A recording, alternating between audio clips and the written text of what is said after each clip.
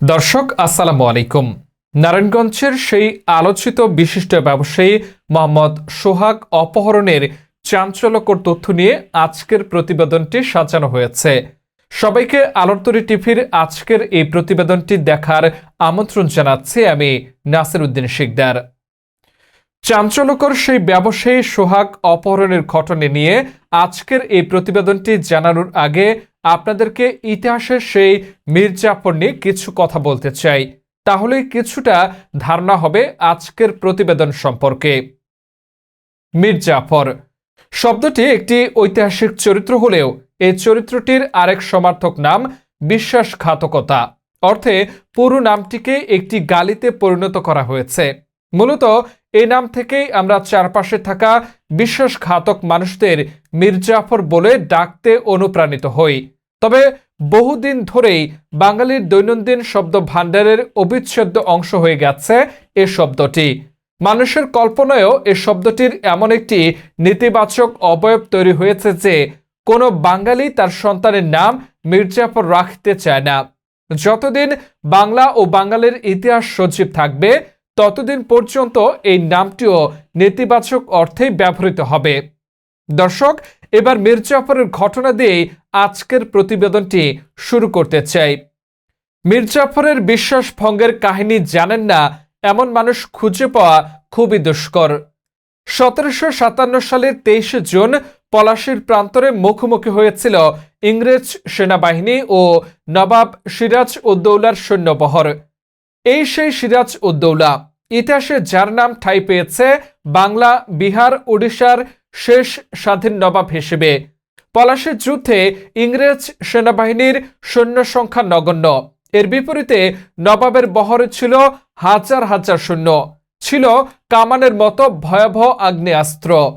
সুসজ্জিত সেনাবাহিনীর অস্ত্রশস্ত্র ছিল ইংরেজ বাহিনীর তুলনায় অধিক। এই যুদ্ধে সিরাজ উদ্দৌলার জয় সুনিশ্চিত ছিল ঠিকই, কিন্তু নবাবের প্রধান সেনাপতি সেই মীর জাফরের লোভ, বিশ্বাসঘাতকতা আর নবাব হওয়ার বাসনায় বাংলাকে দখল করার এক ভয়াল নীলনকশা বাস্তবায়ন করার সুযোগ দিয়েছিল ইংরেজদের। মীর জাফরের এই অসুস্থ আর ভুল রাজনীতির কারণে 200 বছর পরাধীনতার শৃঙ্খলে আবদ্ধ থাকতে হয়েছে এ অঞ্চলের কোটি কোটি মানুষকে।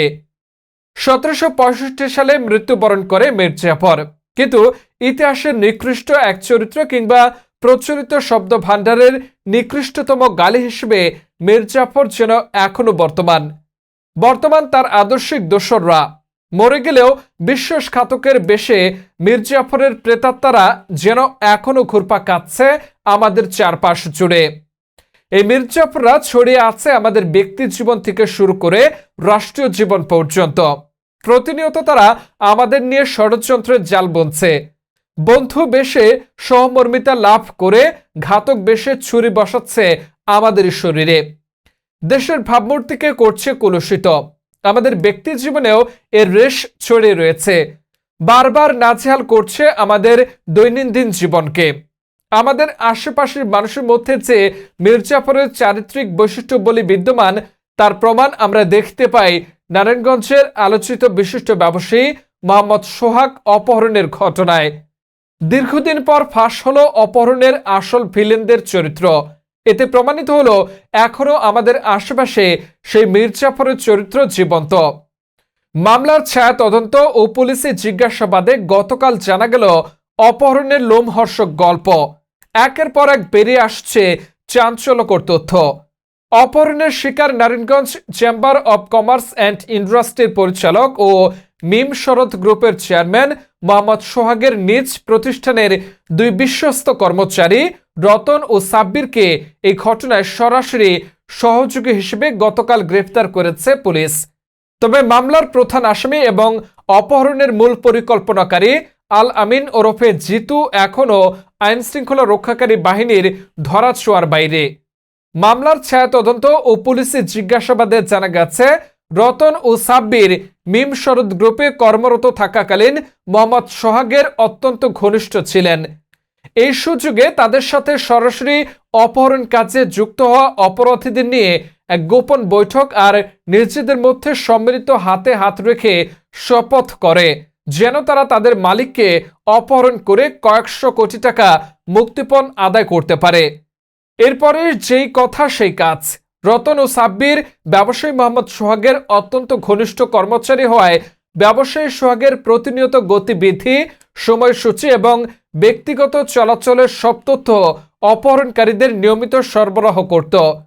তাদের দেয়া অভ্যন্তরীণ তথ্যের উপর ভিত্তি করেই গেল বছরের 1 জুন তারিখে রাতে বাড়ি ফেরার পথে নারায়ণগঞ্জের সরকারি তোলারাম কলেজের সামনে থেকে আল আমিন ওরফে জিতু, মোহাম্মদ সাকিব হোসেন, মোহাম্মদ সাহাদ, ইমরান হোসেন মোহন ও তার গাড়ি চালক মোহাম্মদ কবির হালদার মিলে ব্যবসায়ী মোহাম্মদ সোহাগকে অপহরণ করে পটুয়াখালী পায়রা বন্দরে নিয়ে যায়। পরে স্থানীয়দের সহায়তায় বাড়ি ফিরলে স্ত্রী তানিয়া আহমেদ অপহরণকারীদের বিরুদ্ধে একটি মামলা দায়ের করেন।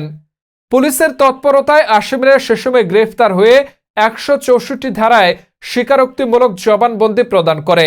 পরবর্তীতে আসামিরা জেল থেকে ছাড়া পেয়ে ব্যবসায়ী সোহাগ ও তার স্ত্রী তানিয়া আহমেদকে বিভিন্ন মোবাইল নাম্বার থেকে মামলা তুলে নেওয়া সহ সরাসরি হত্যার মতো যে কোনো বড় ধরনের ঘটনা ঘটানোর হুমকি দিলে গত জানুয়ারির 12 তারিখে নারায়ণগঞ্জের ফতুল্লা থানায় নিজের ও পরিবারের নিরাপত্তার কথা উল্লেখ করে একটি সাধারণ ডায়েরি করেন ভুক্তভোগী।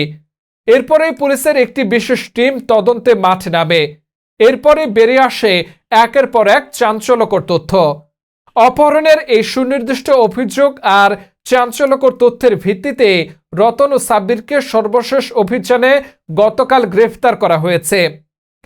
এদিকে ভুক্তভোগী ব্যবসায়ী মোহাম্মদ সোহাগ ও তার পরিবারের পক্ষ থেকে অভিযোগ করা হয়েছে যে মামলার প্রধান আসামি জিতু পলাতক থাকলেও জামিনে মুক্ত হওয়া 4 আসামি তার সঙ্গে যোগসাজশ রক্ষা করছেন। বিভিন্ন অজ্ঞাত নম্বর থেকে নিয়মিতভাবে তাদের প্রাণনাশের হুমকি দেওয়া হচ্ছে।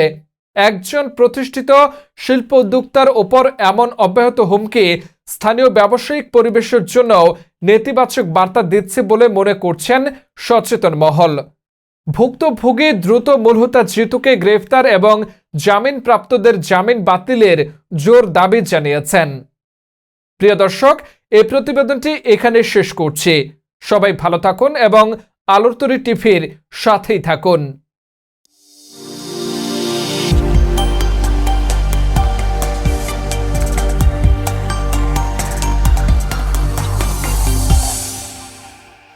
আলোর তরী টিভি, নতুন দিগন্তে যাত্রা।